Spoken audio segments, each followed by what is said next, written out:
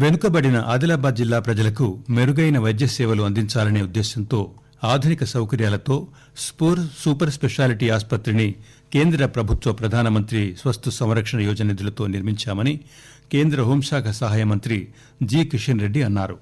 రైతు సదస్సులో పాల్గొనేందుకు ఆదిలాబాద్ జిల్లా కేంద్రానికి వచ్చిన కేంద్ర మంత్రి నూతనంగా నిర్మిస్తున్న రిమ్స్ సూపర్ స్పెషాలిటీ ఆసుపత్రిని సందర్శించారు. ఆసుపత్రిలోని వివిధ విభాగాలను పరిశీలించి సౌకర్యాలు, అత్యాధునిక వసతులపై వైద్య శాఖ అధికారులను అడిగి తెలుసుకున్నారు.